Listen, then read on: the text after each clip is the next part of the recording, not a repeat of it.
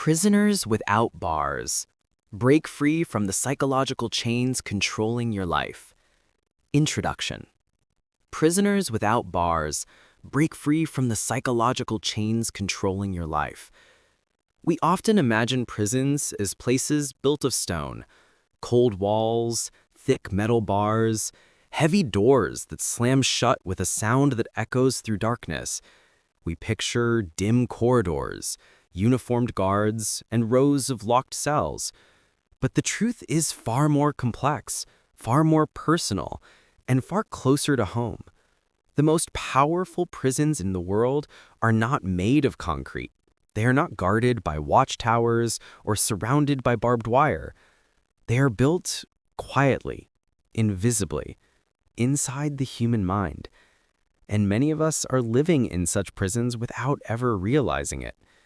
This book is about those unseen prisons, the psychological chains, the silent beliefs, the unresolved wounds, the internal narratives that shape your decisions, limit your potential, and quietly control the direction of your life. These prisons do not announce themselves. There is no door that closes behind you, no loud alarm that warns you of your confinement. Instead, your cage is formed gradually, link by link, through experiences, expectations, fears, and emotional patterns that become so familiar you mistake them for your identity. You learn to adapt. You learn to shrink yourself. You learn to justify discomfort as normal. And slowly, the idea of freedom becomes something distant, almost unrealistic. But here is the truth. You were not born to live imprisoned by thoughts, fears, and emotional wounds that do not belong to you. You were born with an inner space much larger than the walls you've grown accustomed to. You were meant to expand. These are not abstract concepts. They are real, lived prisons. And millions of people are trapped in them. Successful people, talented people, ambitious people, sensitive people, people who appear confident, people who seem strong and collected.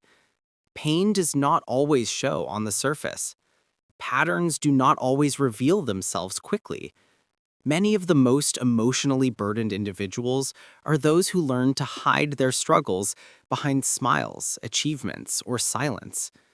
This book invites you to pause, breathe, and look inward with honesty and compassion, not to judge yourself, but to understand yourself, not to blame the past, but to free yourself from it, not to dwell on pain, but to recognize the chains it created and to break them. The silent rules that govern your life. Every person lives with a set of inner rules, invisible psychological codes that dictate what they believe they can or cannot do. These rules might sound like, I must not disappoint anyone. I should stay quiet. People will leave if they know the real me. My needs are not as important as others. I must always be strong. It's safer not to try than to fail. I don't deserve better. These beliefs are powerful because they are rarely questioned. They shape your choices in friendships, love, career, and daily behavior. They determine what you pursue, what you avoid, and how much of yourself you allow the world to see. All of us carry such beliefs. The difference between those who live free and those who remain psychological prisoners is awareness. You cannot break a chain you do not know exists. This book will help you recognize your chains, understand where they came from, and learn to loosen, challenge, and eventually break them. Not with force, but with understanding. Not with shame, but with compassion. The inner prison is built slowly. Psychological prisons form gradually over years. You do not wake up one morning with self-doubt, people-pleasing tendencies, or fear of expressing your emotions. These patterns come from repeated experiences, many of them during the most impressionable years of life. Maybe you grew up in an environment where feelings were dismissed. Maybe you were taught that your value depends on achievement or perfection. Maybe you witnessed conflict, instability, or rejection. Maybe you internalized the emotional issues of others, parents, teachers, peers, without realizing it. As children, we absorb more than words. We absorb emotional atmospheres. If love felt unpredictable, you may fear abandonment today. If mistakes were punished, you may fear risk now. If your voice was ignored, you may struggle to speak your truth as an adult. In many cases, the prison was built to protect you in the past. It was a survival strategy, a shield, a way to cope. But what once kept you safe can eventually keep you stuck. This book will help you see the difference between the child you were, who needed protection, and the adult you are now, who needs freedom. Freedom begins with awareness. Breaking psychological chains does not happen through force, willpower, or sudden transformation. It begins with one simple step: seeing the chain clearly. The moment you recognize that a belief or pattern is not your true self, just something you learned, everything changes. Awareness weakens the power of old narratives. Clarity dissolves confusion. Understanding turns fear into something manageable. This book will guide you through that process by exploring topics such as emotional wounds and their hidden effects, self-esteem and internal dialogue, attachment patterns and relationship dynamics, fear of failure, fear of rejection and fear of being seen, childhood conditioning, internalized expectations and perfectionism, emotional suppression and unresolved trauma, identity, self-worth, and personal boundaries. Each chapter will act like a flashlight, shining gently into parts of yourself you may rarely explore, not to expose your weaknesses, but to illuminate your strength. You are not broken. You are human. Every person carries unseen struggles. Every mind carries scars. Every story contains moments of vulnerability. Healing begins not with perfection, but with acceptance. You are worthy of understanding, patience, and compassion, even from yourself. This book will not ask you to erase your past, deny your emotions, or pretend everything is fine. Instead, it will help you integrate your experiences, rewrite harmful narratives, and build a healthier inner foundation. The goal is not to create a perfect version of yourself, but a free one. Freedom requires courage, and you already have it. There is a unique kind of courage involved in meeting yourself honestly. It takes bravery to question beliefs you lived with for years, to confront emotions you learned to suppress, to step into a new version of yourself, and to let go of patterns that once felt safe. But if you are reading this, you already possess that courage. Something inside you, perhaps a quiet intuition, a painful memory, a desire for growth, has led you here. Something within you is choosing freedom over familiarity. This book will not give you courage. It will help you use the courage you already have. The journey ahead. In the chapters that follow, you will explore the architecture of your inner world. You will understand why you react the way you do, where your emotional triggers come from, how subconscious beliefs shape your reality, how past experiences influence present decisions, how to break patterns that no longer serve you, how to build a healthier, freer relationship with yourself. You will learn tools to identify inner barriers, challenge negative self-talk, build stronger boundaries, develop emotional awareness, heal inner wounds, and reconnect with your authentic self. This journey is not about becoming someone new. It is about remembering who you were before the world taught you to shrink. A final word before we begin. You are not alone. Whatever you have lived, whatever you carry, however heavy your chains may feel, freedom is possible. Growth is possible. Change is possible. You are not defined by your past, limited by your fears, or imprisoned by your beliefs. You are capable of transformation. This book is your key, not because its words are magical, but because it will help you find the strength, clarity, and truth already living inside you. You are a prisoner without bars as long as you do not see the door. Once you see it, stepping out becomes a choice. Let this book be the moment you choose freedom.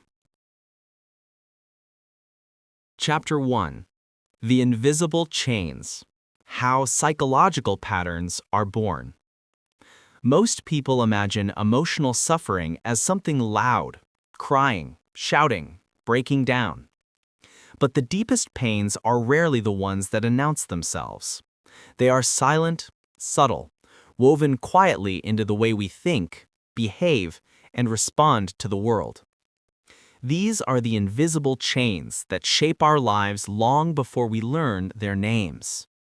They begin as simple moments, words, experiences, or relationships that slowly become internal rules. They form within us not in one dramatic event, but through hundreds of small impressions, repeated messages, and unspoken assumptions. To understand your inner world, you must first understand this truth. Psychological chains do not appear suddenly.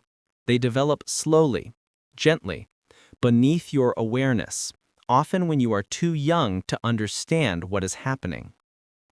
You do not choose them. You inherit them, absorb them, adapt to them. And before you realize it, they anchor themselves inside you as normal. This chapter explores how these invisible chains are born, how childhood environments, cultural expectations, emotional wounds, and repeated experiences shape your habits, your fears, and your self-image. Only when you understand the origins of your patterns can you truly begin the journey of freeing yourself from them. The early programming of the mind. Human beings are born without emotional frameworks. A newborn does not understand shame, insecurity, fear of rejection, or the need to please others. These are learned. The mind of a child is open, receptive, and vulnerable, absorbing everything around it like soft clay that takes the shape of whatever touches it. Children do not analyze, they absorb. They do not question, they accept. They do not separate truth from interpretation. They assume everything is their responsibility. This is why childhood environments have such a profound impact. When a child grows up with warmth, stability, and emotional validation, they learn that the world is safe, that their feelings are acceptable, and that they are worthy of love. But when a child grows up with criticism, inconsistency, neglect, or chaos, they develop internal rules designed to protect them. A child who feels unseen learns to stay quiet. A child who feels judged becomes perfect. A child who feels rejected learns to hide their needs. A child who grows up around anger learns to stay small to avoid conflict. A child who grows up around emotional instability becomes hyper-aware of others' moods. These early adaptations become psychological chains in adulthood. They are no longer protective, they become restrictive. But at the time they were formed, they were a child's best attempt to survive emotionally. The stories you didn't know you were writing. Every experience tells the child a story about themselves, about others, and about the world. Over time, these stories become beliefs, deeply rooted assumptions about how life works. For example, if love was inconsistent, the child learns, love is unpredictable. I must work hard to earn it. If emotions were dismissed, the child learns, my feelings don't matter. I should hide them. If mistakes were punished harshly, the child learns, failure is dangerous. I must never make errors. If affection was conditional, the child learns, I must be perfect to be accepted. These beliefs become the rules that govern adult life. You may not consciously think, I must be perfect, but the belief influences how you behave, how you react, and what you fear. This is the power of psychological chains. They operate silently. They feel natural because they have been part of your inner world for so long. The adult who hesitates to speak in meetings is often the child who learned that their voice didn't matter. The adult who chooses emotionally unavailable partners is often the child whose emotional needs were ignored. The adult who gives endlessly but receives little is often the child who believed that love must be earned through self-sacrifice. How culture builds additional walls.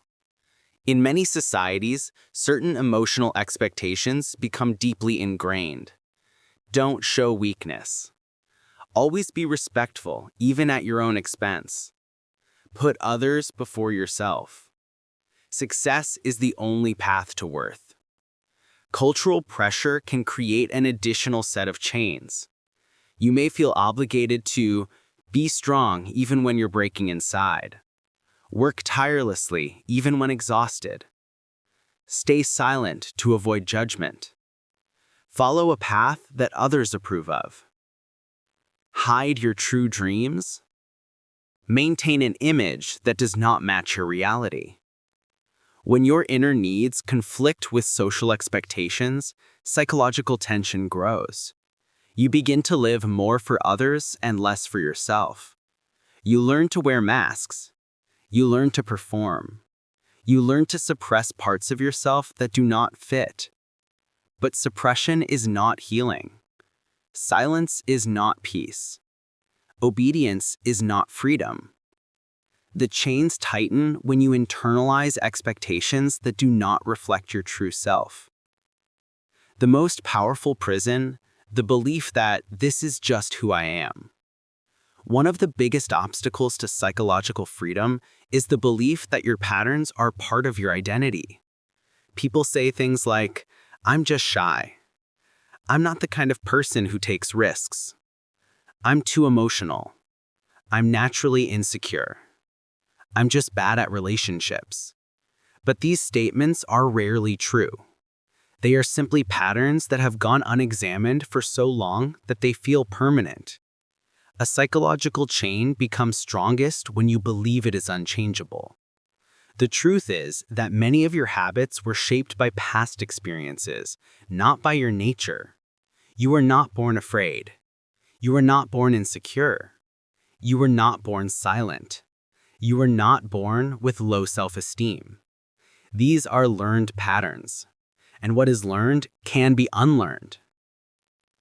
How repetition turns pain into identity. Another reason psychological chains become so powerful is repetition.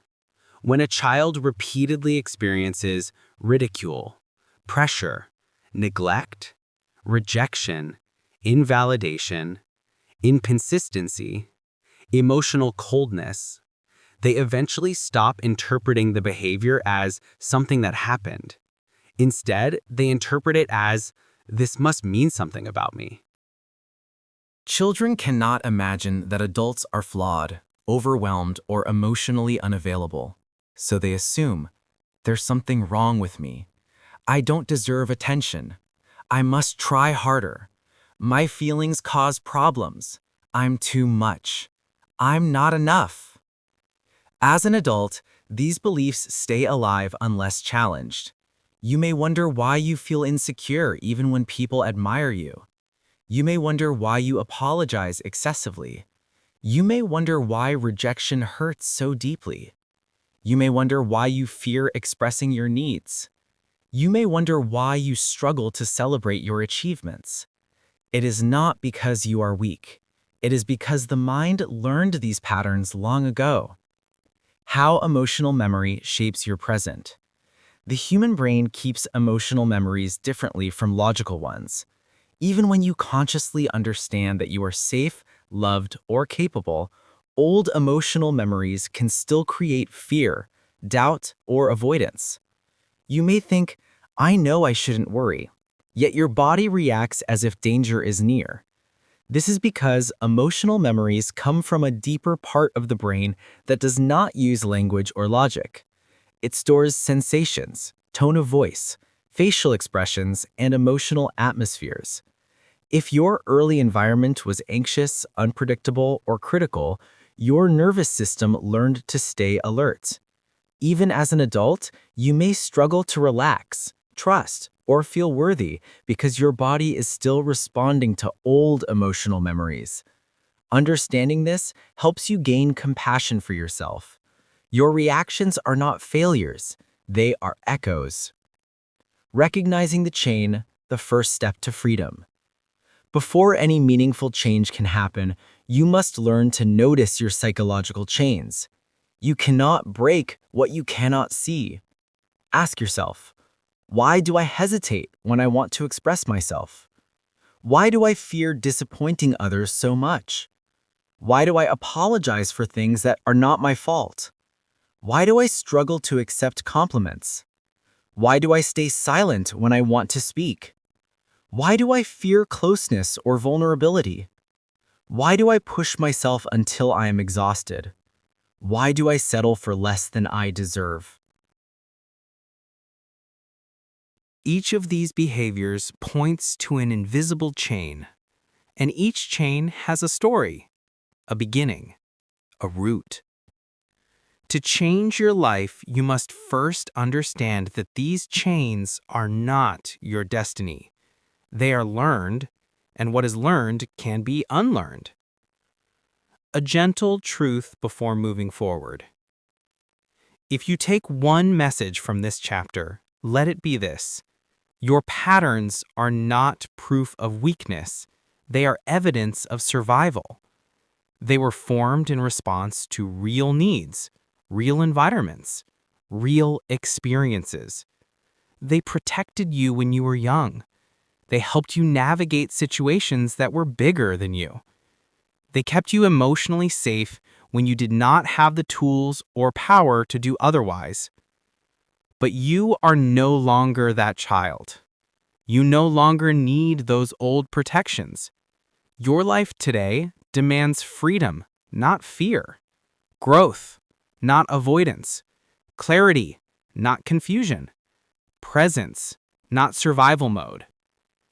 The chains you carry are not your fault, but breaking them is your responsibility and your liberation. You have already begun simply by reading these words. Chapter 2. The Silent Architect. How the Subconscious Mind Shapes Your Reality. If you could peel back the layers of your mind, like opening the door to a vast hidden room, you would discover a quiet architect working tirelessly behind the scenes. This architect does not speak aloud. It does not argue. It does not ask for your permission. Instead, it takes everything you have ever experienced, felt, feared, or hoped for, and uses it to construct the invisible blueprint of your life. This architect is your subconscious mind. Most people live their entire lives unaware of how deeply their subconscious shapes their behavior. They believe they are making fully conscious choices, but in reality, many decisions are influenced by patterns that were formed long ago. These patterns are not chosen. They are absorbed. They are not logical. They are emotional. They are not new. They originate from the earliest chapters of your story.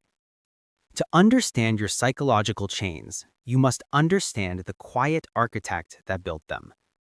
The subconscious does not argue, analyze, or debate. It simply accepts, and what it accepts becomes the foundation upon which your life unfolds. This chapter explores how your subconscious mind was shaped, how it continues to influence your identity, and how you can begin rewriting the patterns that hold you back. The subconscious, a recorder, not a judge. The subconscious mind works like a camera. It records everything, even when you are not paying attention. It stores the tone of voice adults used with you, the emotional atmosphere of your childhood home, the expressions on your caregivers' faces, the way conflict was handled, the way mistakes were treated, the way you were comforted or not comforted, the expectations placed on you, the values of your culture, the patterns you saw repeated. The subconscious does not judge these experiences. It does not decide whether they were healthy or unhealthy. It simply records them as truth.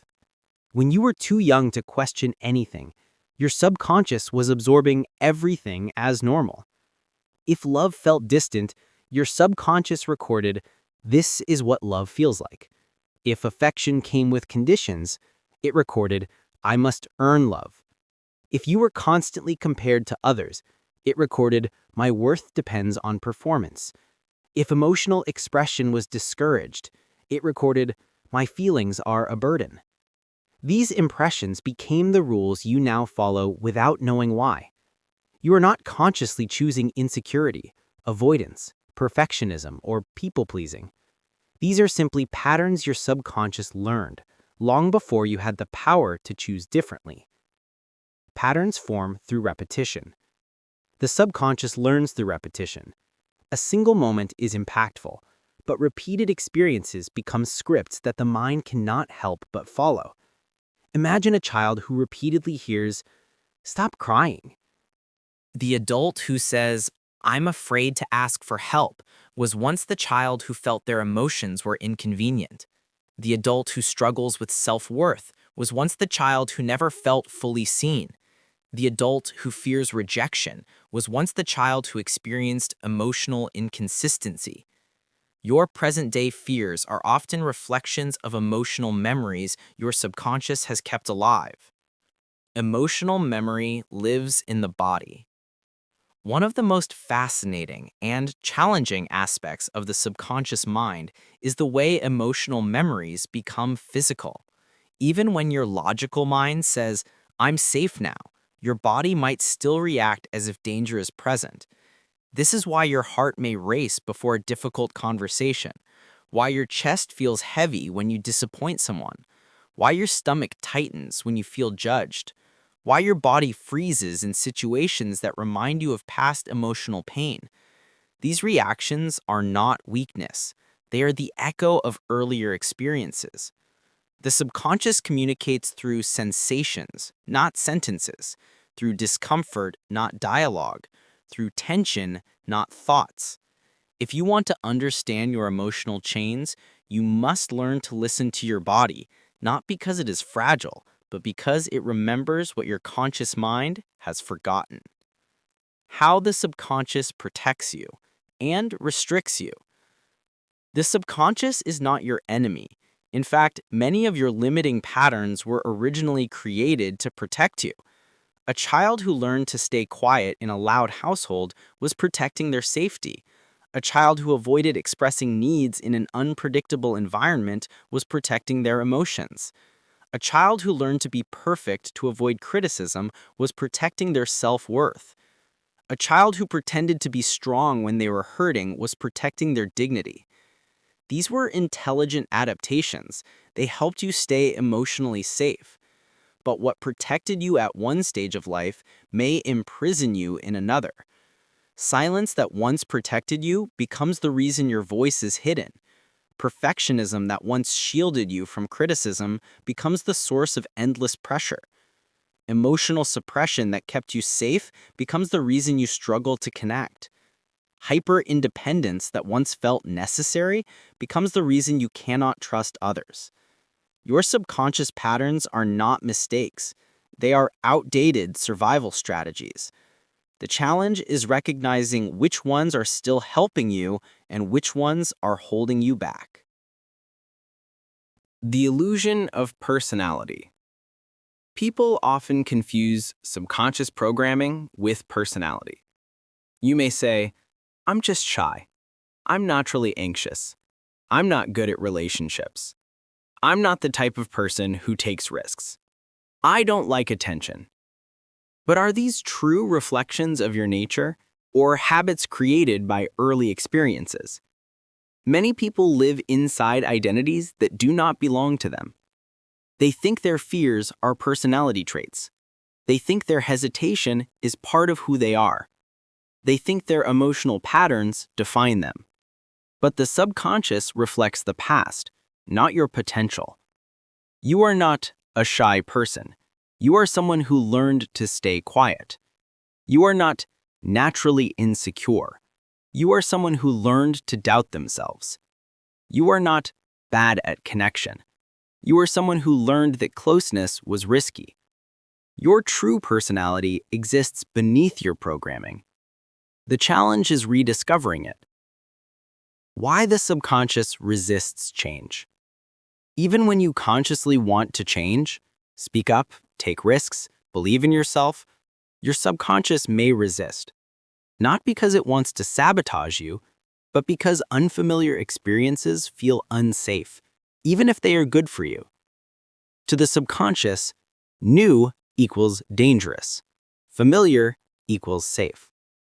This is why people stay in uncomfortable situations, relationships that drain them, roles that limit them, habits that restrict them, environments that do not support growth. Familiarity creates a sense of emotional safety, even when that familiarity is painful. In other words, your subconscious prefers a familiar prison over an unfamiliar freedom. That is why real change feels uncomfortable. You are not just making new choices. You are challenging an internal system that has been protecting you for years. This discomfort is not a sign to stop. It is a sign that you are stepping into a new emotional territory. How thoughts become beliefs. Your subconscious absorbs repeated thoughts as if they were facts. If you repeatedly think, "I'm not good enough," "People don't care about me," "I always mess things up," "Nothing ever works out for me," your mind eventually encodes these as beliefs, even if they are not true. Beliefs are powerful because they filter your perception. You see the world not as it is, but as your subconscious has been trained to see it. If your subconscious believes you are unworthy, you will interpret neutral situations as rejection. If it believes you must please others to be valued, you will sacrifice yourself without noticing. If it believes love must be earned, you will accept less than you deserve. If it believes mistakes are dangerous, you will avoid opportunities that require courage. Your beliefs become the lens through which you view yourself and your life.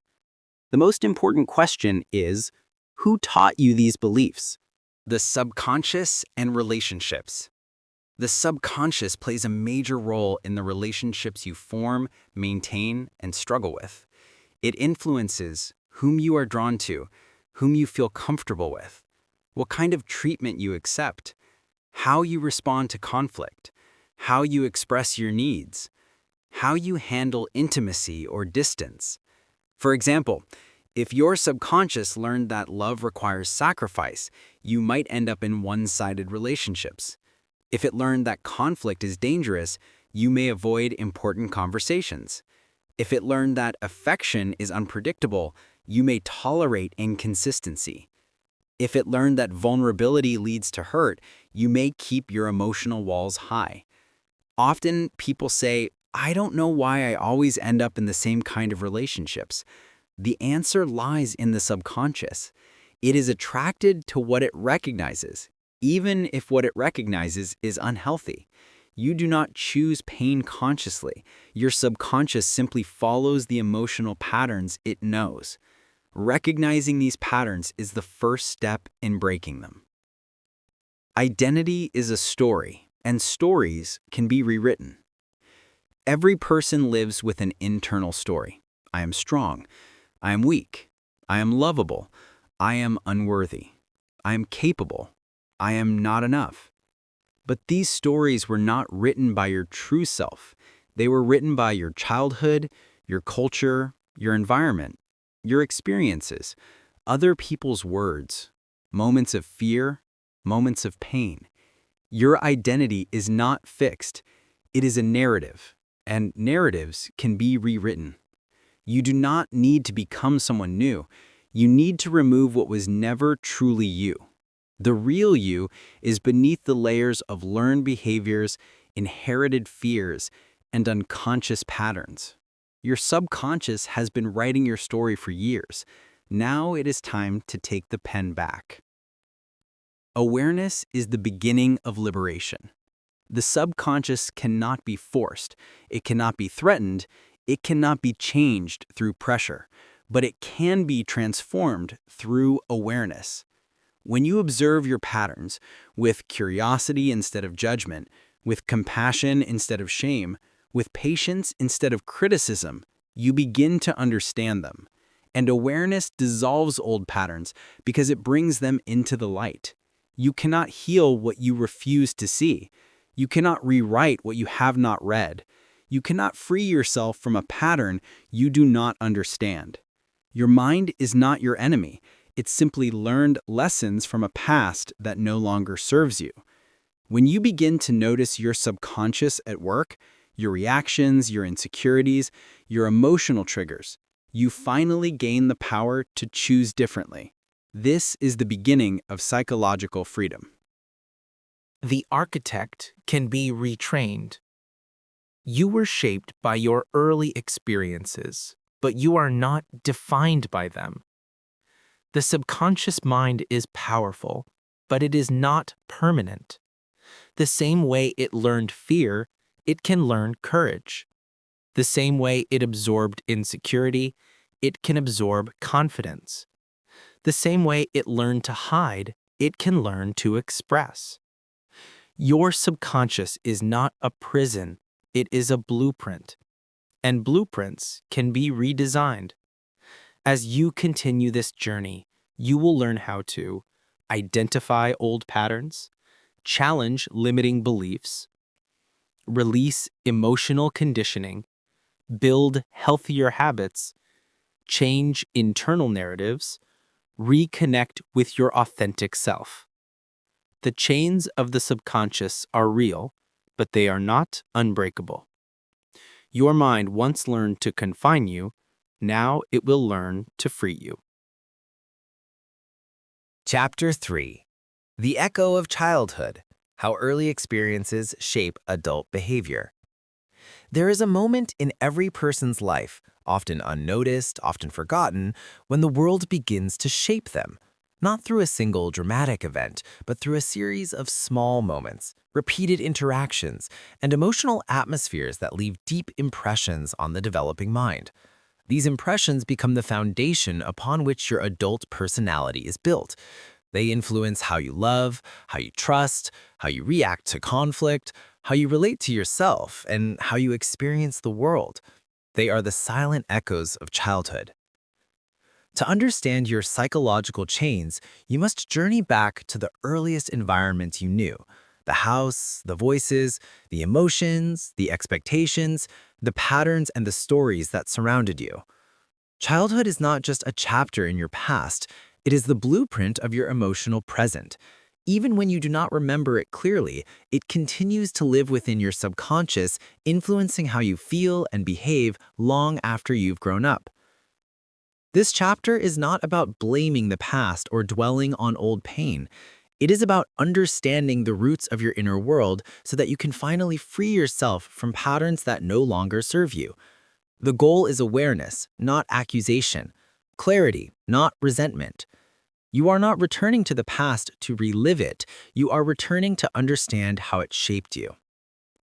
The child who observed everything. Children see more than adults realize. Long before they understand words, they understand emotions. Long before they comprehend explanations, they sense the tone, tension, warmth, or coldness in their environment. They pay attention not to what adults say, but to what adults feel, how they behave, and how they react. The child observes the way conflicts are handled, the atmosphere during stressful moments, the consistency or inconsistency of affection, the way their emotions are received, the safety or instability of their environment, the fairness or harshness of reactions, the availability or distance of caregivers. From these observations, the child forms emotional rules they carry into adulthood. If they grew up in calm environments, they learn that the world is predictable. If they grew up in instability, they learn that danger can appear at any moment. If they grew up with affection, they learn that love is safe. If they grew up with emotional distance, they learn that love is uncertain. If they grew up with encouragement, they learn that they are capable. If they grew up with criticism, they learn that they must strive to be enough. The adult personality is simply the child's adaptations magnified by time. Emotional echoes, the feelings that follow you. There are emotions we carry into adulthood without understanding where they came from. A deep fear of disappointing others, a constant sense of not being enough, a tendency to overthink, a discomfort with receiving affection, an urge to stay invisible, a fear of expressing needs, an inability to set boundaries, a habit of apologizing excessively, a pattern of choosing people who repeat our past. These emotional echoes are not random. They are reflections of early experiences. When a child feels unloved, unseen, or misunderstood, they create beliefs to make sense of the world. A child who is ignored learns, my feelings are unimportant. A child who is constantly corrected learns, I must be perfect to be accepted. A child who witnesses conflict learns, I must stay quiet to stay safe. A child who feels unwanted learns, I am not enough. A child who is overprotected learns, the world is dangerous. A child who is pressured learns, my worth is based on performance. These beliefs do not stay in childhood. They follow you like shadows. As an adult, you may feel undeserving of love or fearful of failure, not because these beliefs are true today, but because they were formed when you were too young to challenge them. The unspoken messages that shape identity. Parents and caregivers rarely intend to harm their children emotionally. Most do their best with the tools they have. But emotional impact is not determined by intention. It is determined by experience.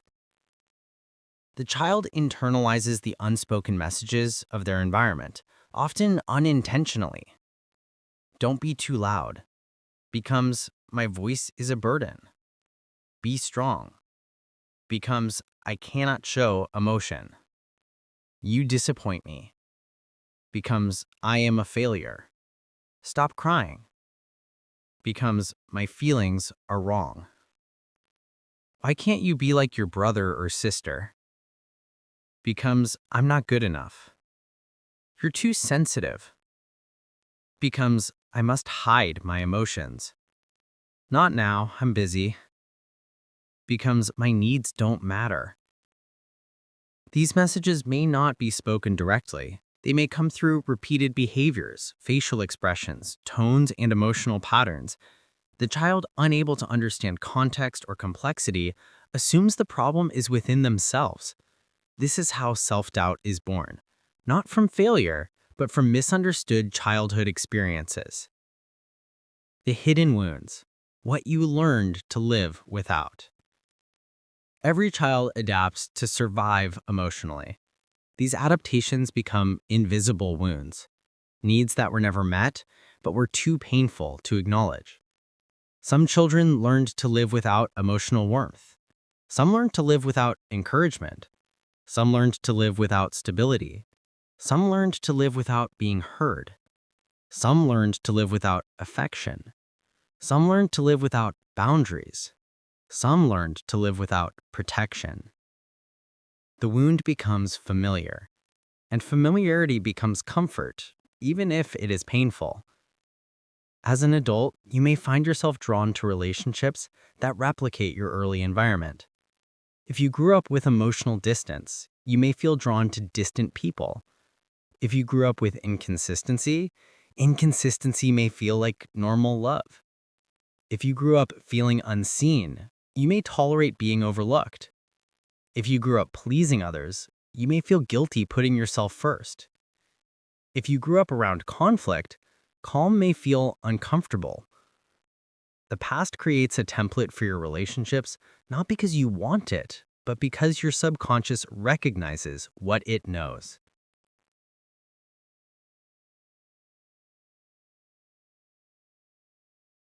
Children blame themselves for everything. One of the most painful truths about childhood is this. When things go wrong, children do not blame their environment. They blame themselves.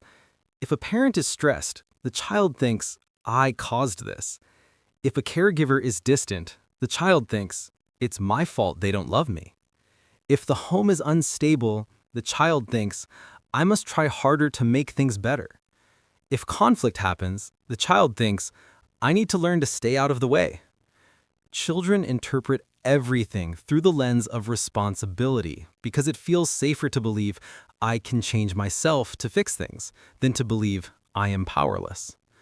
These self-blaming beliefs can follow you into adulthood. You apologize even when you did nothing wrong. You take responsibility for other people's emotions. You feel guilty for having needs. You avoid expressing discomfort. You become the peacemaker even at your own expense. You are not weak. You are repeating a role you were forced to play long ago. The attachment blueprint. How you learn to love. Attachment is the foundation of emotional development. The way your caregivers responded to you created your internal map for relationships. If love felt consistent and warm, you learned that relationships are safe. Chapter 4. The Mask You Learn to Wear, How Emotional Armor Shapes Your Life. As we grow, each of us begins to construct a mask, an emotional armor designed to protect the most vulnerable parts of our inner world. This mask is not built in a single moment, nor is it a conscious decision. It is formed slowly, quietly, through years of experiences, expectations, disappointments, and unspoken lessons learned in environments that demanded strength, silence, perfection, or invisibility. The mask becomes a way of surviving emotionally, a way of avoiding pain, a way of being accepted, and a way of ensuring safety in a world that once felt unpredictable or overwhelming. Over time, the mask becomes so familiar that you might begin to believe it is who you truly are, forgetting that beneath it exists a self that is softer, more authentic, more expressive, and more deeply human. Emotional armor begins forming at the moment the child senses that their true self is not fully safe in the world. When a child expresses sadness and is told to stop crying, they begin to hide their emotions. When a child seeks affection and is ignored, they learn not to ask for what they need. When a child expresses joy and is shamed for being too much, they learn to shrink themselves. When a child shares their thoughts and is dismissed or mocked, they learn that silence is safer than expression. Each of these moments becomes a quiet instruction. Protect yourself. Hide what hurts. Do not reveal what is real. And so the subconscious builds a mask, not as deceit, but as protection. The mask is a shield crafted from emotional survival instinct. As the years pass, the mask evolves into behaviors that feel natural. The person who always appears strong even when they feel fragile, the one who seems calm while carrying storms inside, the one who smiles because they fear that showing pain will push people away, the one who keeps everyone at a distance because closeness once felt dangerous, the one who becomes a perfectionist because mistakes were punished, the one who becomes a people pleaser because love was conditional, the one who avoids vulnerability because past experiences taught them that revealing the truth leads to disappointment. These patterns become so deeply rooted that the individual may not even realize they're wearing a mask. They simply believe, this is who I am, without noticing that their true self has been filtered through years of emotional conditioning. Emotional armor is often praised by society. People admire strength, independence, self-control, and stoicism. They admire the person who never complains, who handles everything on their own, who keeps it together, who doesn't need anyone. But beneath this praise lies a silent tragedy. The most armored individuals are often the ones who carry the heaviest emotional burdens, because they have learned that receiving help is not safe, sharing emotions is not allowed, and expressing vulnerability is a risk they can't afford. One of the most painful consequences of emotional armor is that it prevents people from being known, not because they lack depth, but because the world only sees the mask. A person who hides their sadness is seen as strong, but inside they may feel desperately alone. A person who hides their fear is seen as fearless, but inside they may feel overwhelmed. A person who always gives is seen as selfless, but inside they may feel invisible. A person who always smiles is seen as positive, but inside they may be carrying unspoken wounds. Emotional armor protects the heart, but it also conceals it. The mask also shapes relationships. When you hide your true emotions, people cannot meet your real needs because they cannot see them. When you pretend to be strong, people assume you do not need comfort. When you suppress your needs, people assume you have none. When you hide your pain, people assume you are unaffected. When you avoid vulnerability, people feel emotionally distant from you even if they love you deeply. The mask creates misunderstanding. Others think you are fine, while inside you may be longing for connection. This leads to a painful paradox. The more you protect yourself, the more alone you feel. Many people ask themselves, why don't others understand me? Or why does no one see what I feel? The answer is often not that people don't care, but that the mask has become too convincing. When you bury your emotions for years, you become difficult to read, even to yourself. The mask becomes automatic. You smile even when you're hurting, laugh even when you're stressed, reassure others even when your own heart is trembling, and eventually the emotional armor becomes so heavy that you forget how to put it down. There is another deeper layer to the mask, the fear that your true self is unworthy of acceptance. Many people wear emotional armor not to deceive others, but because they fear rejection if others knew their real feelings, insecurities, hopes, or needs. If a child learns that love is conditional, they grow into an adult who hides anything that might jeopardize acceptance. If a child is shamed for mistakes, they grow into an adult who hides imperfection. If a child is punished or ignored for emotional expression, they grow into an adult who hides vulnerability. The mask is a shield built out of fear, the fear that being real will lead to pain. The tragedy is that the mask prevents real love. You cannot receive love for who you are if you never reveal who you are. You can only receive love for the version of yourself you allow others to see. And if that version is incomplete or filtered, the love you receive feels incomplete as well. It feels fragile, temporary, conditional, or distant. It feels like something you must protect, perform for, or maintain by hiding your truth. But genuine love, the kind that nurtures, heals, and strengthens, requires authenticity. It requires being seen. It requires removing parts of the mask, slowly, gently, bravely. Yet, removing the mask is not easy. It feels unsafe at first.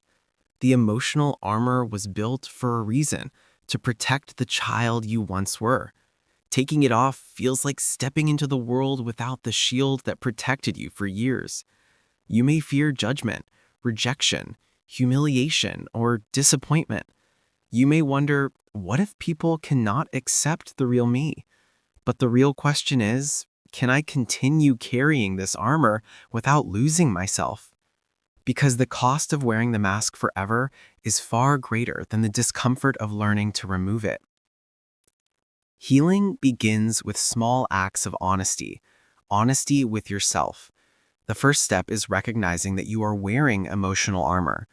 The second step is understanding why it was created. The third step is offering compassion to the younger version of you who needed that armor to survive. And the fourth step is learning gently and safely to express parts of your true self without fear. You do not need to remove the mask all at once.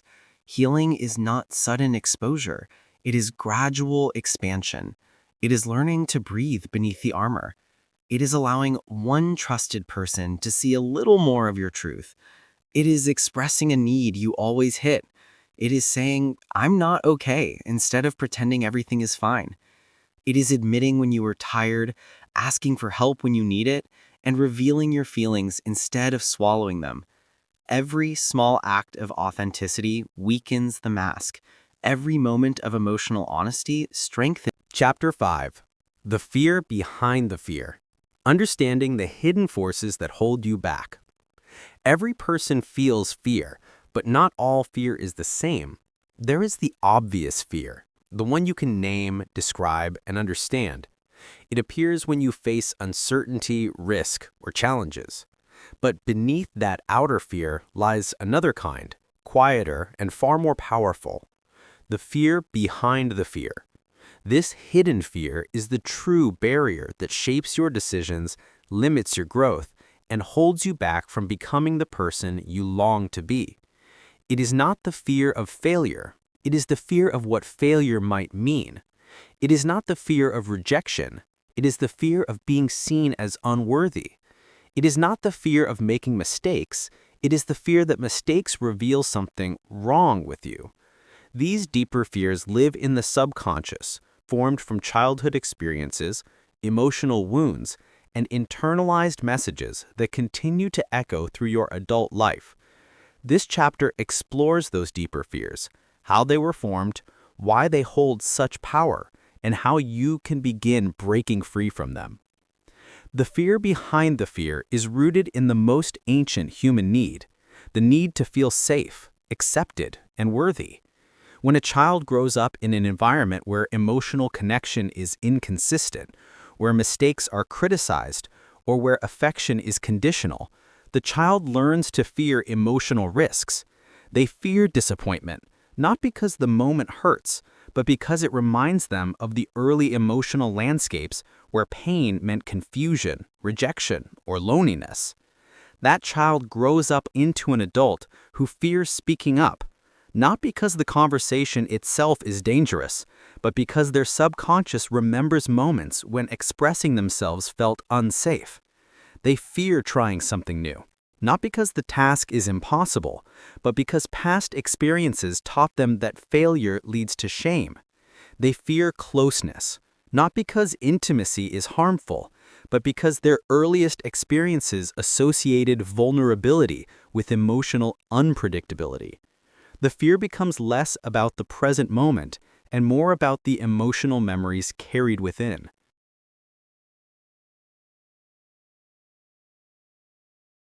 The most subtle and powerful fear behind the fear is the fear of being not enough.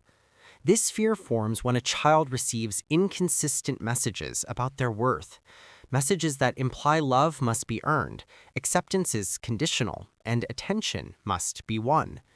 When a child is compared to others, ignored, criticized harshly, or pressured to perform, they internalize the belief that their value depends on meeting certain expectations. As an adult, this belief does not disappear simply because circumstances change. Instead, it influences every decision, every dream, every relationship. You may fear taking risks because you believe that failure will prove you are inadequate. You may fear expressing your needs because you believe they are not worth meeting. You may fear pursuing your true desires because you believe you are undeserving. The fear is not about the outcome. It is about the meaning you attach to that outcome. Another deep fear is the fear of being truly seen. At first, this may sound strange. Why would anyone fear being understood or known? But for many, being seen means revealing imperfections, vulnerabilities, emotions, and truths they have spent years hiding. The mask you wear, the persona you show the world, and the emotional armor you carry all protect you from the fear of exposure. Being seen requires honesty. It requires admitting when you are hurt, uncertain, hopeful, or insecure. And for someone who learned that vulnerability leads to rejection or judgment, the idea of being fully known becomes frightening. You might long for connection, but simultaneously fear it. You might desire closeness, but retreat when it begins to form. This is not because you do not want love, but because love requires emotional openness, something your subconscious still associates with danger. A third hidden fear is the fear of losing control. When life feels unpredictable, chaotic, or emotionally unstable during childhood, the mind learns to compensate by trying desperately to control everything. Control creates the illusion of safety. If you can predict the outcome, you cannot be surprised. If you can prevent mistakes, you can't be criticized. If you can anticipate others' reactions, you cannot be hurt unexpectedly. But this need for control comes at a cost. It makes you resistant to change, overly cautious, hesitant to take risks, and easily overwhelmed by situations that are not perfectly planned. You may struggle to let go, delegate, trust, or relax. You may hold yourself to impossible standards because control becomes your shield against vulnerability. But true growth requires the ability to embrace uncertainty, something the fearful mind resists. The fear behind the fear also influences how you relate to your own emotions. Many people are not truly afraid of sadness, anger, disappointment, or grief. They are afraid of what these emotions represent. A person who learned that sadness was weakness will fear expressing it. Someone who was punished for showing anger will fear confrontation. Someone who grew up around emotional instability will fear losing control of their feelings. These fears cause emotional suppression, which leads to inner tension, confusion, and exhaustion. You may tell yourself, "I'm fine," even when you're not. You may distract yourself instead of addressing what you feel. You may minimize your pain not because it is small, but because acknowledging it feels dangerous. Emotional avoidance is not a lack of feeling, it is fear disguised as calmness.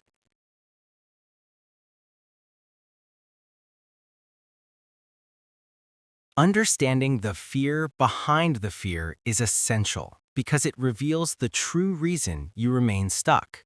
Most people try to fix their surface fears. They try to be more confident, more disciplined, more expressive, but the deeper fears remain untouched. You cannot build confidence if you secretly believe you are unworthy. You cannot take risks if you secretly fear that failure defines you. You cannot express yourself if you secretly believe your voice is unwelcome. You cannot form healthy relationships if you secretly fear being seen. Surface change collapses when deeper fears remain unaddressed. True transformation begins with acknowledging the fear behind the fear, the emotional truth that hides beneath your reactions. Healing these deeper fears does not mean eliminating fear altogether. Finally, healing deeper fears requires practicing new emotional experiences. You do not erase fear with thought alone. You transform it through action. You slowly express a feeling you used to hide. You take a small risk that reminds you the world does not collapse when you fail. You allow yourself to be imperfect without punishment. You ask for help and realize the world does not reject you for needing others. You reveal a small part of your truth and discover that connection deepens, not breaks. Each new experience sends a message to your subconscious. It is safe to grow. It is safe to feel. It is safe to be real. It is safe to step into a new story.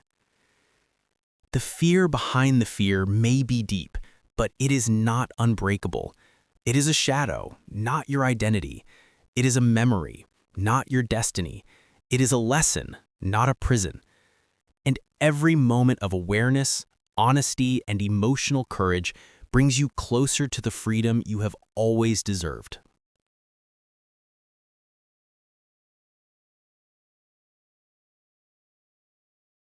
Chapter 6: The Weight You Don't See. How Hidden Expectations Shape Your Identity. There comes a point in every person's life when they begin to sense an invisible weight pressing on their shoulders, a weight they cannot touch, describe, or measure, yet it influences everything they do, everything they avoid, and everything they become. This weight is not physical, it is psychological. It is made of the expectations you absorbed long before you were old enough to question them. Some expectations were spoken openly, while others were delivered silently through looks, gestures, comparisons, or emotional atmospheres. Over time, these expectations shaped the direction of your life. The choices you made, the dreams you pursued, the emotions you allowed, and the identity you carried into adulthood. You may not remember when these expectations began, but you feel them every time you hesitate to choose yourself, every time you fear disappointing others, every time you push yourself beyond exhaustion, every time you shrink to make others comfortable, or every time you sacrifice your needs to maintain harmony.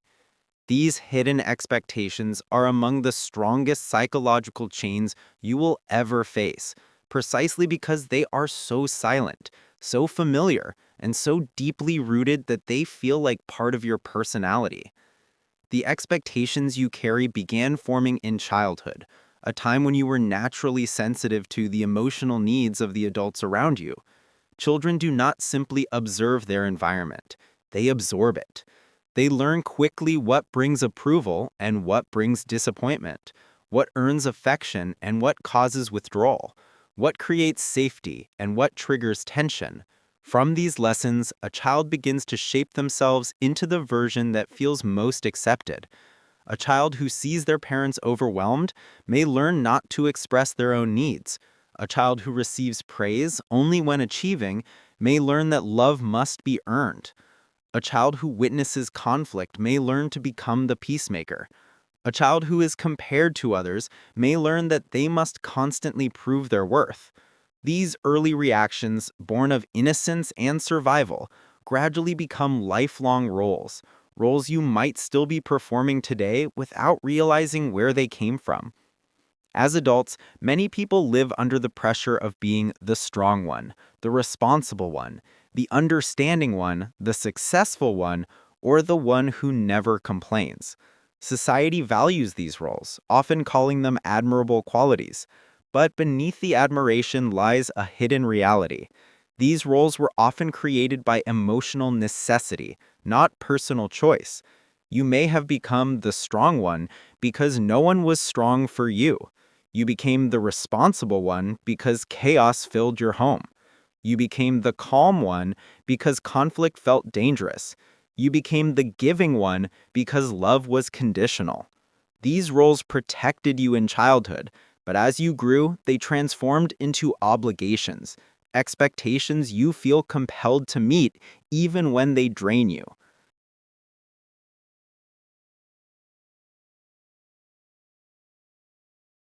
One of the heaviest expectations you may carry is the expectation to never disappoint others. This expectation forms when love, approval, or peace felt dependent on your behavior. If you learned that making others happy kept you safe, you may now struggle deeply with saying no, setting boundaries, or pursuing what you genuinely want. You may worry more about how others feel than how you feel. You may apologize excessively even when you did nothing wrong. You may hide your true opinions to avoid conflict. You may sacrifice your time, energy, and dreams to meet others' expectations. This fear of disappointing people is not weakness, it is a learned belief that your value depends on others' satisfaction. But this belief is a chain, one that slowly suffocates your authenticity, your desires, and your freedom. Another powerful expectation is the pressure to succeed, to perform, to constantly prove your worth through achievement.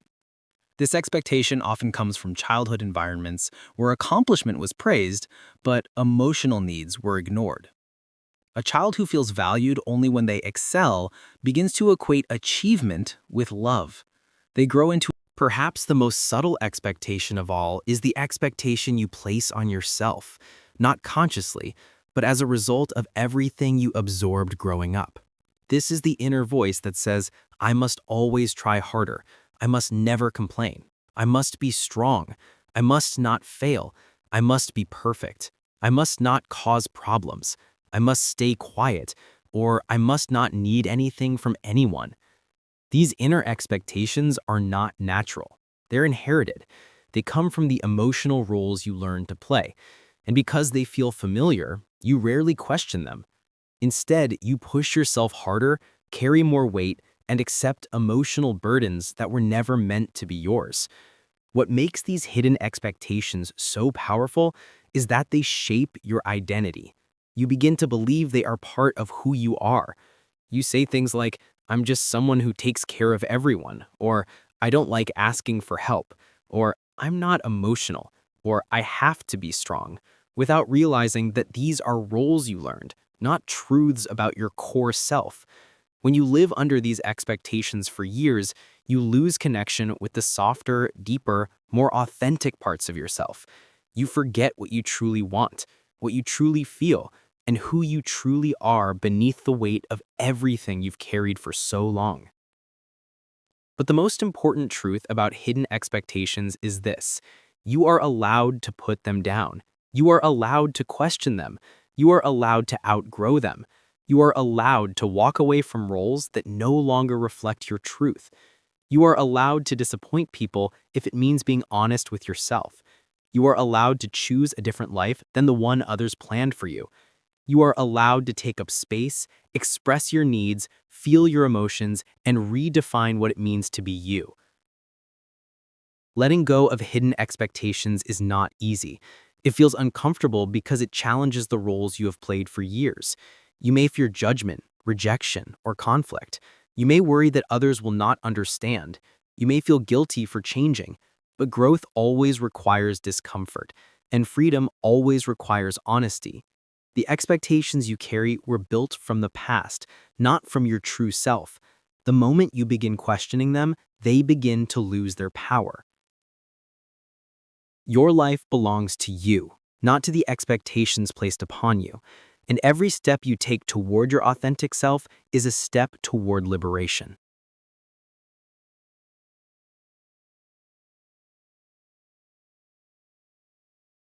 Chapter 7: The Battle Within. How Inner Conflicts Create Emotional Chaos. There is a quiet war that takes place inside every human being. A struggle so subtle and constant that many people never even realize it is happening. It is the battle between who you are and who you believe you must be, between what you truly feel and what you allow yourself to feel, between the life you desire and the life you think you deserve. This inner conflict does not show itself through dramatic scenes or loud chaos. It appears as hesitation, self-doubt, emotional fatigue, confusion, overthinking, and a persistent feeling that something inside you is fighting to break free. The battle within is one of the most exhausting psychological experiences a person can endure, not because it is violent, but because it is invisible. You cannot escape it because it lives in the mind. You cannot silence it because it speaks through your emotions. You cannot outrun it because it follows you into every decision, every relationship, every fear, and every quiet moment when you are alone with your thoughts. The roots of inner conflict form early in life, long before you are old enough to understand what is happening. As a child, you learned how to act, how to speak, and how to behave in ways that kept you emotionally safe. You learned what parts of yourself were accepted and what parts were ignored.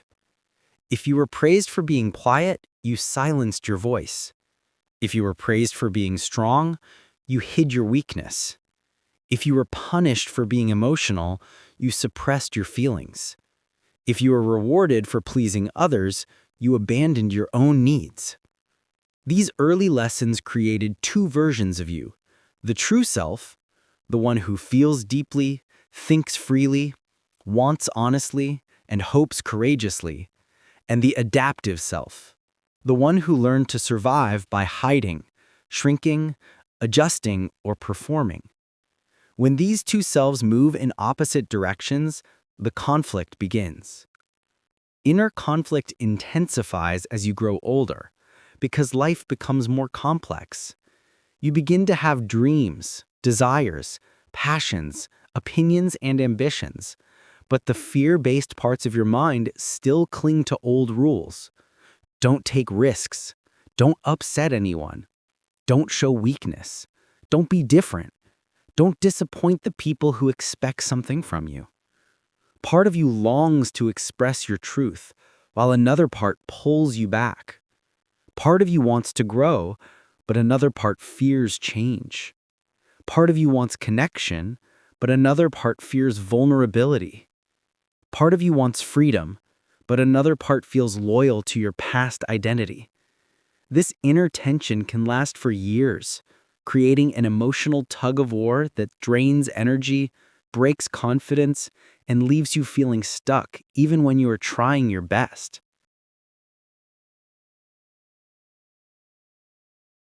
One of the strongest sources of inner conflict is the gap between what you truly want and what you think you should want. Society, culture, family, and environment create powerful expectations about what a successful life looks like.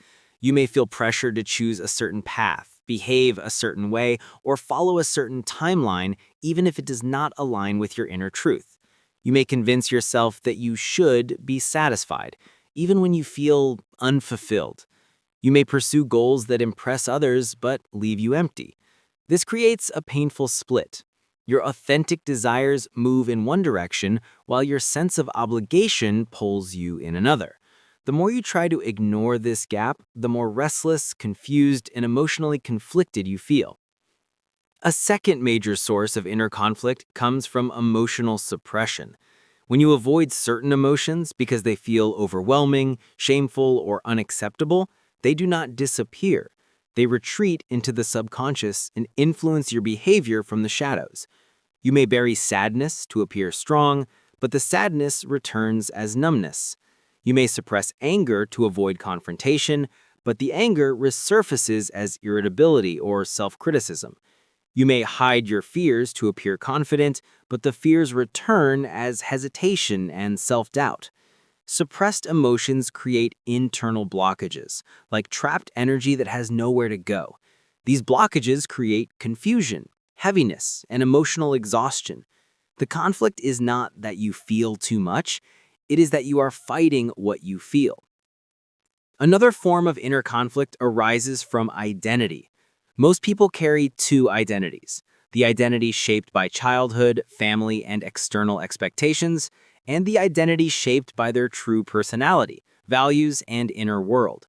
You may have been trained to be polite, quiet, humble, obedient, or emotionally controlled, even if your true nature is expressive, independent, bold, curious, or passionate. You may have been taught to prioritize harmony, even if your true self craves growth. You may have been conditioned to avoid risks, even if your authentic self longs for adventure. When you force yourself to live as the version others expect, you create distance between your inner truth and your outer life. That distance becomes conflict. Inner conflict also appears in relationships. You may deeply want connection but fear closeness. You may want affection but fear vulnerability. You may want honesty but fear conflict. You may want. One of the most painful aspects of the battle within is the way it influences your self-image. You may criticize yourself for hesitating, even though the hesitation comes from fear you haven't healed. You may shame yourself for not taking action, even though the inner conflict is exhausting your emotional energy. You may blame yourself for not changing fast enough, even though you are fighting years of psychological conditioning. Inner conflict creates a distorted mirror, a mirror that shows you your struggles but hides your strength. You forget that the very fact you feel conflicted means you are growing. Only people who are awakening to their truth feel the tension between their past self and their future self. The battle within becomes even heavier when you do not understand where your conflicting feelings come from. Without awareness, you may think the problem is laziness, weakness, confusion, or lack of motivation. But the real issue is emotional contradiction. One part of you is trying to protect you, while another part is trying to free you. One part of you fears change, while another part longs for it. One part of you clings to comfort, while another part seeks expansion. Understanding this duality changes everything. You stop blaming yourself and start listening to yourself. You begin to see that your fear is not the enemy. It is simply the voice of an older version of you who does not yet know that you are safe. Healing inner conflict requires honesty, a kind of honesty that goes beyond logic and touches the deepest parts of your emotional truth. You must ask yourself questions that you have avoided for years. What do I truly want? What am I afraid of? Which version of me is making this decision, my wounded self or my real self? Whose expectations am I trying to meet? What beliefs am I still carrying that do not belong to me? When you begin answering these questions, your inner world becomes clearer. The fog begins to lift. You begin to differentiate between the voice of fear and the voice of authenticity.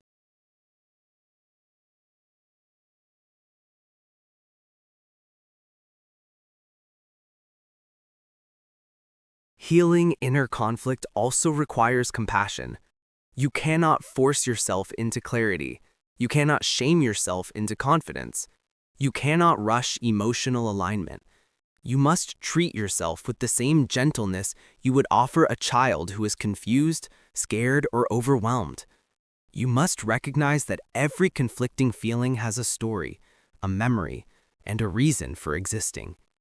When you approach your inner world with compassion instead of judgment, your fear softens, your resistance loosens, your authentic self begins to emerge.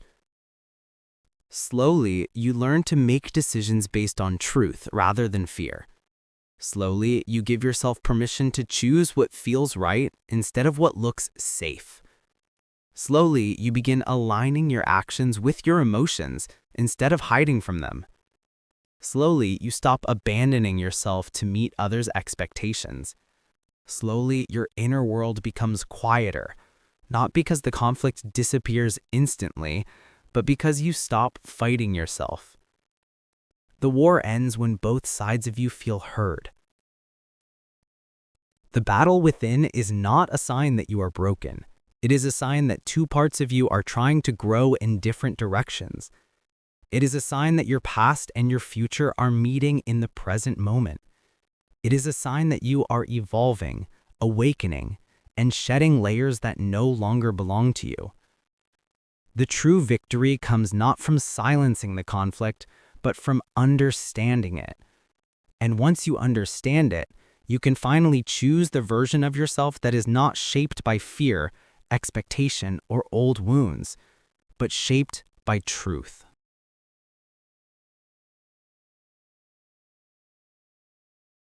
Chapter 8. The Voice Inside. Understanding your inner critic and reclaiming your self-worth. There is a voice inside every human being, a voice so constant and familiar that most people no longer notice it, even though it shapes your emotions, decisions, and self-image every day. It is the voice that comments on your actions, judges your performance, questions your worth, and critiques your every move. It is the voice that whispers, "You should have done better.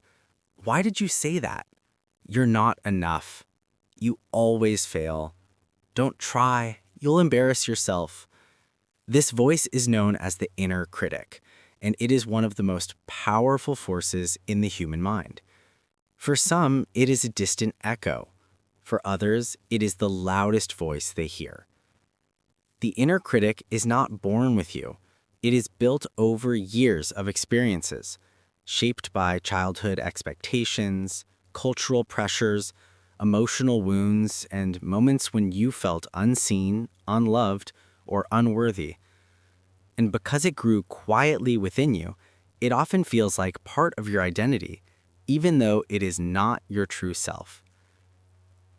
The inner critic begins forming in childhood, long before you understand the complexity of emotions.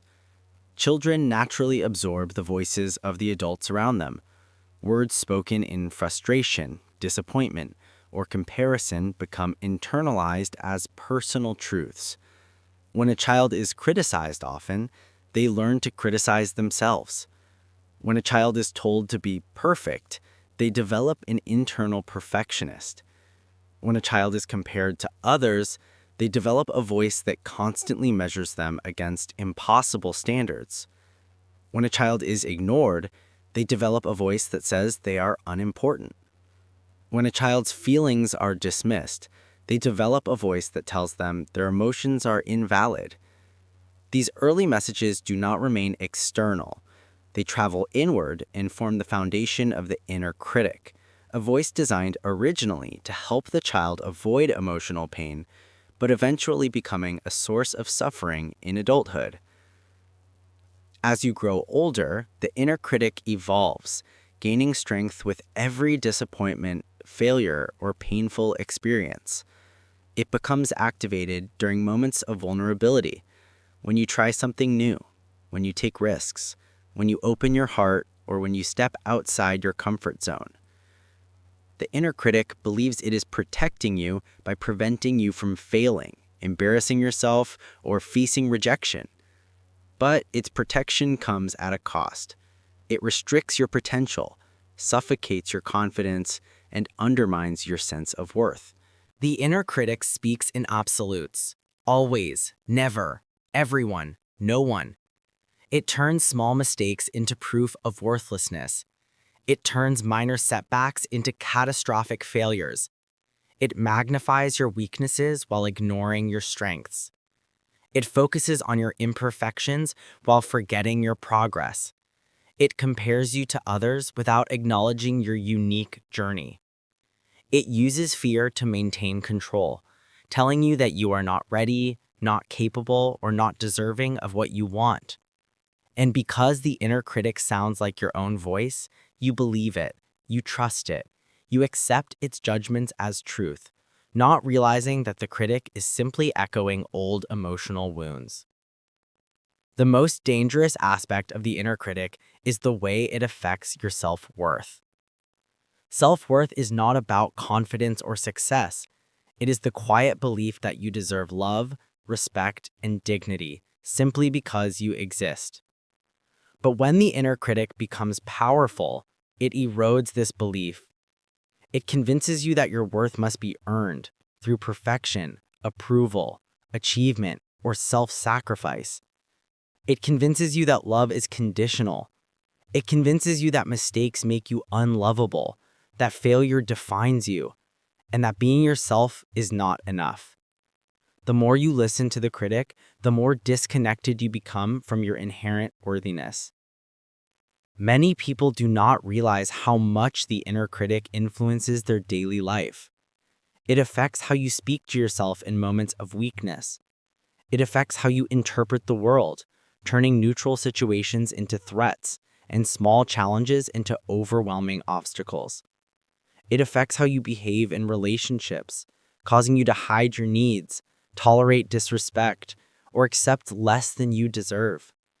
It affects your decisions, making you avoid opportunities because you assume you will fail.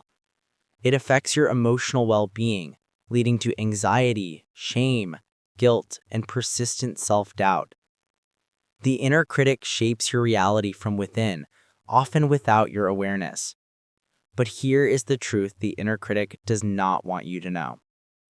It is not your real voice. It is a voice you learned. And what is learned can be unlearned. The inner critic speaks in absolutes. Always, never, everyone, no one. It turns small mistakes into proof of worthlessness. It turns minor setbacks into catastrophic failures. It magnifies your weaknesses while ignoring your strengths. It focuses on your imperfections while forgetting your progress. It compares you to others without acknowledging your unique journey. It uses fear to maintain control, telling you that you are not ready, not capable, or not deserving of what you want. And because the inner critic sounds like your own voice, you believe it, you trust it, you accept its judgments as truth, not realizing that the critic is simply echoing old emotional wounds. The most dangerous aspect of the inner critic is the way it affects your self-worth. Self-worth is not about confidence or success. It is the quiet belief that you deserve love, respect, and dignity simply because you exist. But when the inner critic becomes powerful, it erodes this belief. It convinces you that your worth must be earned through perfection, approval, achievement, or self-sacrifice. It convinces you that love is conditional. It convinces you that mistakes make you unlovable, that failure defines you, and that being yourself is not enough. The more you listen to the critic, the more disconnected you become from your inherent worthiness. Many people do not realize how much the inner critic influences their daily life. It affects how you speak to yourself in moments of weakness. It affects how you interpret the world, turning neutral situations into threats and small challenges into overwhelming obstacles. It affects how you behave in relationships, causing you to hide your needs, tolerate disrespect, or accept less than you deserve. It affects your decisions, making you avoid opportunities because you assume you will fail. It affects your emotional well-being, leading to anxiety, shame, guilt, and persistent self-doubt. The inner critic shapes your reality from within, often without your awareness. But here is the truth the inner critic does not want you to know. It is not your real voice. It is a voice you learned. And what is learned can be unlearned. To weaken the inner critic, you must first understand the source of its power: fear. The critic is not cruel out of malice. It is cruel out of fear. It fears rejection, so it tells you to stay silent. It fears failure, so it tells you not to try. It fears judgment, so it tells you to hide your true self. Every harsh message, every negative comment, every self-attack is rooted in fear. When you begin to see the inner critic not as an enemy, but as a frightened voice trying to protect you, something begins to change. Compassion replaces self-judgment. Awareness replaces confusion. Control replaces helplessness. One of the most powerful steps in healing is learning to separate your true self from your inner critic. Your true self is calm, grounded, curious, hopeful, compassionate, and open to growth. Your inner critic is anxious, rigid, fearful, judgmental, and stuck in the past. When you begin to observe your thoughts instead of automatically believing them, you create distance between these two voices. You begin to realize that the critic's words are not facts, they are interpretations shaped by old pain. This realization begins to dissolve the critic's authority. Another important part of weakening the inner critic is learning to speak differently to yourself. Your self-talk influences your emotions more than anything else in your inner world. The way you speak to yourself determines whether you feel safe or afraid, worthy or ashamed, capable or defeated. Most people are kinder to strangers than they are to themselves. They forgive others, but not themselves. They comfort others, but criticize their own hearts. Healing begins when you learn to treat yourself with the same gentleness you offer others. When you say, "It's okay to make mistakes. I'm learning. I tried my best. I deserve kindness," you begin to rebuild your self-worth from within. Reclaiming your self-worth is not about becoming perfect, confident, or successful. It is about remembering who you were before the inner critic was born. You were once a child who believed in possibilities, who expressed emotions freely, who acted without fear of judgment, who felt worthy simply because you were alive. That version of you still exists beneath the layers of criticism, fear, and conditioning. Healing is the process of returning to that truth, not by becoming a child again, but by reconnecting with your original self-worth. As you grow more aware of the inner critic, you also become more aware of the inner champion, the voice that encourages you, supports you, and reminds you of your strength. This voice is quieter at first because it has been overshadowed for years, but it is always there. It appears when you feel proud of something small, when you listen to your intuition, when you take a step forward despite fear, when you imagine a better life. The inner champion is not idealistic. It is realistic. It sees your potential clearly because it is not blinded by fear. And the more you nurture this voice, the more powerful it becomes. Healing the inner critic does not mean silencing it completely. It means transforming it, turning it from a dictator into a guardian, from a judge into a helper.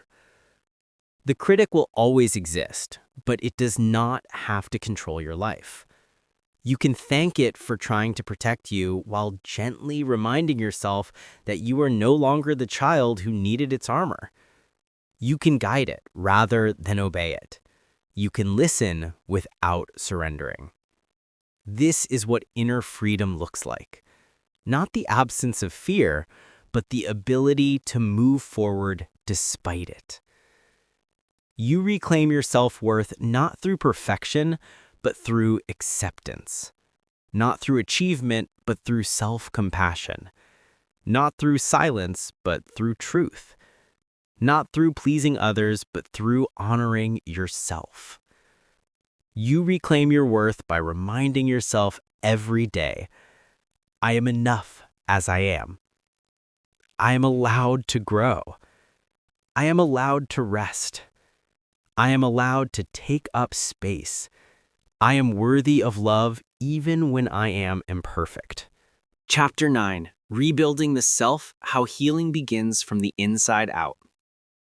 There comes a moment in every healing journey when you realize that the life you want cannot be built on the foundations of who you were taught to be. It cannot be built on fear, on people-pleasing, on silence, on perfection, or on emotional armor that hides more than it protects. It cannot grow from the old wounds, old beliefs, and old narratives that shaped your inner world. It must rise from something deeper, something more authentic, something rooted not in avoidance but in truth. This moment, quiet, delicate, almost invisible, is when rebuilding the self truly begins. Rebuilding is not a sudden transformation. It is not a single decision, a burst of motivation, or a moment of clarity that instantly changes everything.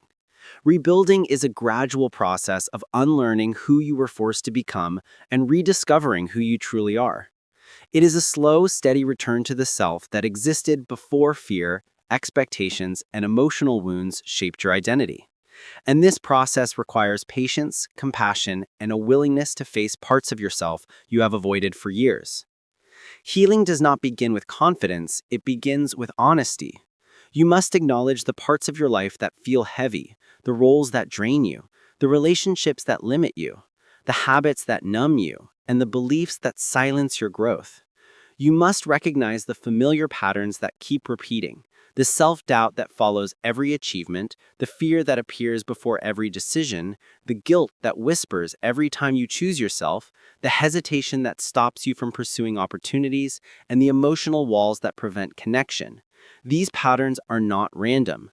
They are reflections of your inner wounds, and facing them is the first step toward rebuilding. Healing begins the moment you stop blaming yourself for these patterns and start understanding them. It begins when you say, "This makes sense," instead of, "What's wrong with me?" It begins when you see your behaviors not as flaws, but as emotional adaptations that once protected you. Rebuilding the self also requires confronting the beliefs that shaped your inner world. Beliefs like, "I'm not enough," "I don't deserve good things," "My feelings don't matter," "I must be perfect to be accepted," "I should not burden anyone," or "I must stay quiet to keep the peace." These beliefs feel like truths because they were formed during moments when you were vulnerable, emotionally overwhelmed, or trying to survive. But just because they feel true does not mean they are true. To rebuild, you must question each belief with courage and curiosity. You must ask yourself, where did this belief come from? Who taught me this? Is it helping me or hurting me? Often, you will discover that the beliefs controlling your adult life were never yours to begin with. They belong to the people who shaped your childhood, the experiences that wounded you, or the fears you internalized. Rebuilding is the process of returning those beliefs to their origins and replacing them with ones that reflect your worth, not your wounds. Another essential part of rebuilding the self is learning to feel again, gently, safely, without judgment. Many people numb their emotions not because they lack depth, but because feeling once led to pain. They learn to hide sadness to avoid rejection, to bury anger to avoid conflict, to suppress joy to avoid disappointment, to silence fear to appear strong. But healing requires emotional truth. It requires allowing yourself to feel what you feel without labeling the emotion as weakness, shame, or inconvenience. You cannot heal what you refuse to feel. Rebuilding begins when you allow yourself to acknowledge your emotions with kindness. I feel hurt. I feel afraid. I feel confused. I feel hopeful. I feel tired. I feel proud. Every emotion, even the painful ones, carries information about your inner world. Listening to them without judgment is one of the most powerful steps toward reconnection. In the process of rebuilding, boundaries become essential, not as walls to keep others out, but as anchors to keep yourself grounded. Boundaries are not expressions of coldness, they are expressions of self-respect. They are the lines that separate what you accept from what you refuse, what nourishes you from what drains you, what belongs to you from what belongs to others. Rebuilding requires learning to say no when something harms your peace and yes when something nurtures your growth. It requires letting go of relationships that thrive only when you abandon yourself. It requires choosing your mental and emotional well-being even when others do not understand. Healthy boundaries are not acts of selfishness, they are acts of healing. Another crucial part of rebuilding is reconnecting with desire, not the desires shaped by expectations, but the desires shaped by your true self. Many people live their lives fulfilling obligations instead of listening to their inner voice. They follow paths chosen for them, not by them. They forget what they love, what excites them, what inspires them, what makes them feel alive. Rebuilding requires giving yourself permission to rediscover your passions, desires, dreams, and interests. It requires asking yourself, what do I truly want? And allowing the answer to guide your next steps. When you follow your authentic desires, you begin to create a life that reflects your inner truth, not your inner wounds. Rebuilding the self also means embracing imperfection. You cannot heal while holding yourself to impossible standards. You cannot grow if you believe you must be flawless. You cannot move forward if you expect yourself to never stumble. Imperfection is not a flaw. It is a sign that you are human. Every mistake teaches you something. Every setback redirects you. Every failure expands your understanding. Every struggle builds resilience. Healing is not about becoming perfect, it is about becoming whole. And wholeness requires embracing every part of yourself, including the imperfect ones. One of the most transformative moments in rebuilding the self is realizing that you are allowed to change. You are allowed to outgrow old identities. You are allowed to become someone new. You are allowed to leave behind roles that no longer fit you. You are allowed to redefine what strength, success, happiness, and love mean to you. Change is not betrayal. It is evolution. You are not required to stay loyal to an outdated version of yourself just because others expect it. True healing allows you to grow into the version of yourself you were always meant to be before the world taught you to shrink. Rebuilding also requires patience. Healing is not linear. Some days you feel powerful, other days you feel fragile. Some days you make progress, other days you feel yourself falling into old patterns. This does not mean you are failing. This means you are human. The process of rebuilding is like learning to walk again after years of crawling. It is slow, sometimes painful, but deeply transformative.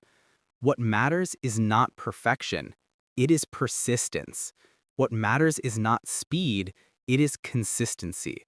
What matters is not never falling, It is learning to rise every time you do. The most important part of rebuilding, however, is this. You must learn to treat yourself with the compassion you were always missing. You must learn to speak to yourself gently, to comfort yourself in pain, to encourage yourself in doubt, to forgive yourself in moments of weakness, and to celebrate yourself in moments of progress. Self-compassion is not a luxury, it is a necessity. Without it, rebuilding becomes impossible. With it, even the deepest wounds begin to heal. Rebuilding the self is not about becoming someone different. It is about returning to the person you were before fear convinced you to hide, before expectations taught you to shrink, before pain taught you to doubt, before the world convinced you that you were not enough. Rebuilding is a homecoming, a return to authenticity, a rediscovery of the strength, softness, courage, hope, and worth that were always inside you, but buried beneath layers of emotional armor. Your healing journey is not measured by how fast you move or how perfect your progress appears. It is measured by your willingness to grow, to understand yourself, to honor your truth, and to build a life that aligns with who you truly are. And every step you take, no matter how small, is a step toward freedom. Conclusion. Stepping into freedom, becoming the author of your own life. There comes a moment in every journey of healing, growth, and self-discovery when you look back and realize that the person you are today is not the same person who began this path. You have shed layers of conditioning, confronted inner fears, questioned inherited beliefs, faced forgotten emotions, and removed pieces of the emotional armor that once kept you safe, but eventually kept you small. You have walked through the quiet corridors of your inner world, your wounds, your memories, your doubts, your desires, and for the first time, you began to truly understand yourself. Healing does not always look like transformation from the outside. Often, it is invisible. It is the softening of an inner voice, the easing of tension in the chest, the ability to breathe a little deeper, the courage to say no, the strength to say yes, the willingness to rest, the permission to feel, the decision to choose yourself. These changes are subtle, but they are profound. They signal the beginning of freedom, the freedom that comes from breaking psychological chains you never realized were weighing you down. The journey through the pages of this book has been an exploration of the invisible prisons the mind creates. Prisons built not from metal or stone, but from fear, silence, expectation, trauma, self-criticism, and emotional survival strategies learned long before you understood their impact. You discovered how childhood shaped your patterns, how the subconscious shaped your reactions, how emotional armor shaped your identity, and how hidden expectations shaped your life. You learned that the fear you experience is often not fear of the present moment, but fear born from the past. You learned that the inner critic is not your true voice, but an echo of old wounds. You learned that the mask you wear is not your identity, but a shield you built when you didn't feel safe to be yourself. And most importantly, you learned that your patterns are not proof of your weakness, they are evidence of your survival. Freedom begins the moment you realize that you no longer need to live according to those old patterns. Healing does not erase the past, it transforms the way you carry it. It changes the meaning of your memories. It shifts the emotional weight of your experiences. It turns wounds into wisdom, fears into awareness, defenses into understanding, and silence into self-expression. Healing is not about forgetting what hurt you. It is about remembering who you were before the hurt. It is about returning to your inherent worthiness, your natural intuition, your original self, before the world told you who you should be. You are not rebuilding from nothing. You are reconnecting with the parts of yourself that were buried, ignored, or overshadowed by years of emotional survival. The truth is this: you are not broken. You are becoming. Every person who begins the journey of inner healing must face a moment of choice. You can continue living according to the expectations, fears, and patterns that shaped your past, or you can choose to step into a new story, one written with intention instead of fear, truth instead of silence, and self-compassion instead of self-criticism. This choice is not made once. It is made every day, in small decisions and quiet moments. It is made each time you choose to rest instead of pushing yourself beyond exhaustion.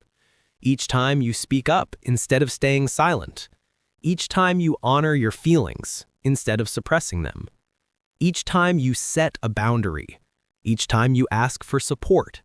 Each time you allow yourself to hope, dream, and expand. Freedom is not a destination, it is a practice. It is the ongoing commitment to live with awareness, honesty, and self-respect. It is the courage to look within when things feel heavy. It is the willingness to pause before reacting. It is the choice to respond with compassion instead of judgment. It is the ability to hold your past without letting it dictate your future. It is the strength to walk away from what harms you and walk toward what nourishes you. It is the understanding that growth is not linear, that you may take steps forward and steps backward, yet still be moving toward a more authentic version of yourself. As you step beyond the psychological chains that once held you, you will begin to experience life differently. You will notice that your voice becomes clearer, your decisions become more aligned, your emotions become more honest, your relationships become more balanced. Your dreams become more possible. The world does not change around you, but you change the way you move through it. You become grounded, steady, aware, and connected to your inner truth. And when you live from your truth, you naturally attract people, situations, and opportunities that resonate with the person you are becoming, not the person you were forced to be. Remember this. Freedom does not require perfection. It requires presence. It requires you to show up as you are, with your strengths and your softness, your clarity and your confusion, your courage and your fear. Healing is not about eliminating your humanity. It is about embracing it. As you close this book, know that nothing in you is too broken to heal, too old to change, or too late to transform. You are capable of creating a life that reflects your worth, your values, your boundaries, your hopes, and your deepest truths. You have already begun. Every insight you gained, every emotion you faced, every belief you questioned, every memory you understood, every moment of honesty you allowed yourself, these are the foundations of your new beginning. The key to freedom was never outside you. It was always within you, beneath the layers of fear, expectations, and silence. Now that you have found it, the door is open. Step through it, not into perfection, but into possibility. Not into certainty, but into truth. Not into who you were expected to be, but into who you truly are. This is your life. This is your story. And now you are finally free to write it.